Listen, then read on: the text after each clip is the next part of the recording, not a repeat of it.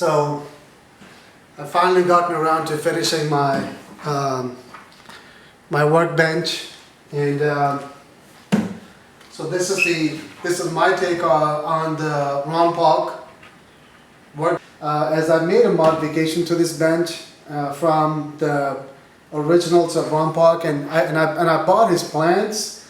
So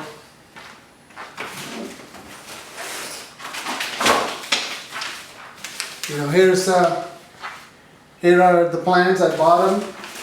They're $10, very reasonable. I see they're a little complicated to kind of understand, but for me at least, as I'm a hobbyist woodworker, but after a little bit of reading, it wasn't that hard to follow through.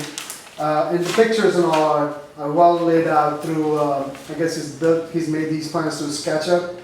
They're not that hard to follow. So the modifications that I made was, in reality, I actually did some. I did kind of. I don't want to say copy. I guess I copied, or I looked at another design. Somebody who took Ron Paulk's design and then made their version of it, which is Jerry. I think his name is Jerry Bates. His name escapes me right now. I think it's Jerry Bates. Yeah. But what he did is, since his need is something similar to mine, I don't have a need to travel anywhere, so I work in my garage. So he didn't want to have a mobile capability, so he ended up having it as a fixed workbench, just like the way I've done here. And he had casters attached to the workbench. So that's the route that I went. But the way I modified it compared to what he did is, I've actually made this table is a little bit smaller. So this is about 3 by 6, and everything else has been scaled down to accommodate those dimensions. So what you see is so it has the cutouts. You have 4 cutouts. These are the support framework, which is the key feature of Ron Paulk's design, very easily identifiable. And then also the dog holes. So everything has been scaled down. So let me go over some details that I didn't scale down. So the dog holes are all 4 inches on the center. I ended up using a Forstner bit for the, sorry. I'm still new to YouTubing, so I'm kind of learning the best way to shoot these things, and I guess my camera is not as wide angle as I gotta keep it like that, I guess. So what I ended up doing was, you know what I could do? No, I guess that's fine. So, where was that?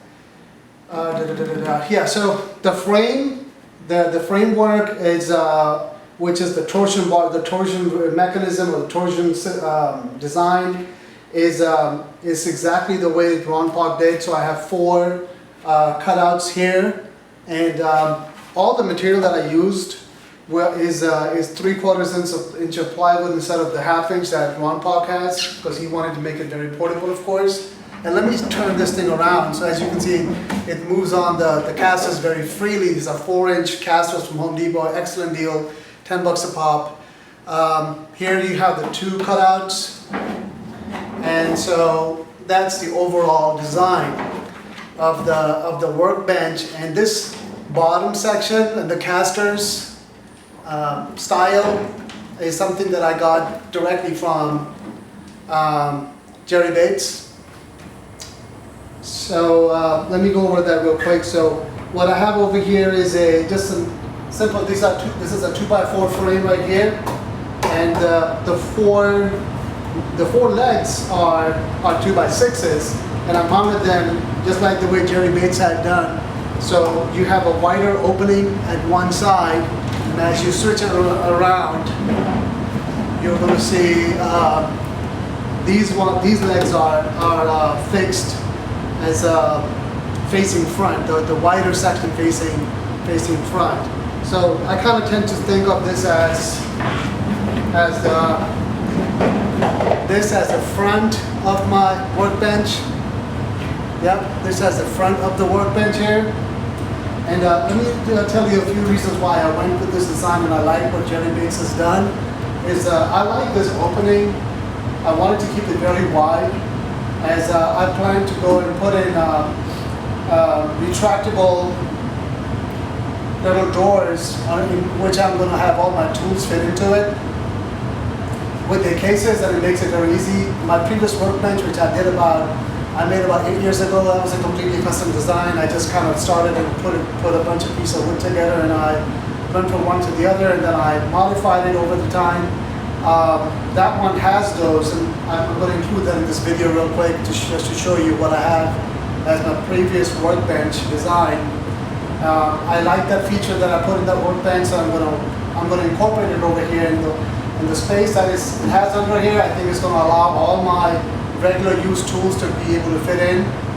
So here on the top, I don't know if the video can show it or not, but you can see some of these lines or these things that you can see on the top.